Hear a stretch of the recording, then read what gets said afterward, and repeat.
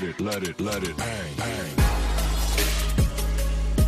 Good evening, friends. Today I will be speaking on a topic which has connected the people from one nation to the other nation and made them interdependent. Yes, it is the globalization itself. And I will be covering my topic in few subparts which include what is globalization, then how it has impacted, then why it is in news, the challenges, and at last the solutions.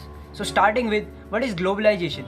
So globalization basically is the spread of the ideas, technology, product, information, jobs, or the religion, or the traditional ties with the various nations. And also it has made the interdependent people and also connected them. And if we look at the history, so the spread of the Buddhism or the Jainism or the Hinduism in the ASEAN nations or in the Southeast Asia, that was also the globalization itself. Now, I would like to give an example of globalization. As you all know that today the various American companies or the Western companies like Apple or the Microsoft or Starbucks or the McDonald's are working throughout the whole world in various countries like in India itself. So this is also the globalization. And talking in terms of India, so as you know that various Indians are working in the Silicon Valley and the American or the Western or in the Chinese firms. So this is also the globalization, as people from one nation are working in another nation and helping some other nations. Another example is that just suppose the idea of Apple company was developed in the America, but the manufacturing is happening in the China, and the people of India and the various other nations are using the technology. So this is also globalization.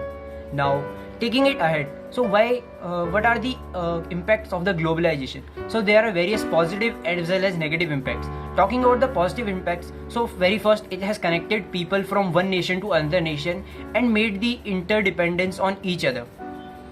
And the other positive is the globalization has helped the developing nations to develop more, like India, China, Indonesia, and various other, as the developed nations have helped India in this. And now talking about the negative aspect, so negative aspect is the coronavirus, which is a very best example of globalization. If globalization were not there, people didn't used to go from one country to another country, maybe coronavirus had not spread that much as it is right now. And also the globalization is also acting as a industrial colonization, as the developing nations are getting more and more suppressed by the developed nation and they have to go to according their terms and conditions. So this is also a negative aspect. Now talking about why is it in news, so the Russia-Ukraine war has impacted the all world. So this is the best example of globalization, that the war is between the two countries, but the whole world is suffering due to it. The inflation is going high, the crude prices are going all over the high, the food crisis is there. So this is the globalization. Just because of two countries, whole world is suffering. Now talking about what are the challenges and at last the solutions.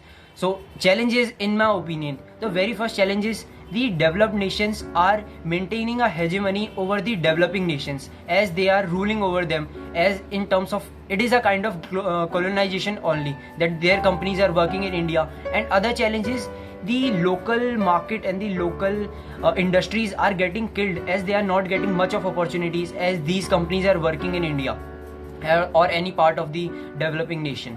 And the other challenge is that these globalization is also only helping either the developed nation or the nations where the cheap labor force is there. Otherwise, if you look at the Africa, so which is not getting much of a benefit of globalization. So this is also a negative aspect. Now talking about the solution or the way forward. So in my opinion, globalization is very much important, as in this world of 21st century where people are very much connected by the internet, so we cannot isolate any country or anyone.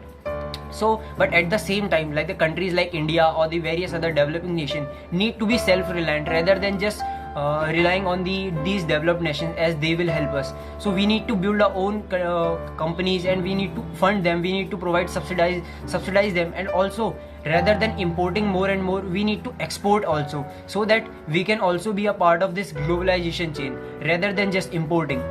Thank you.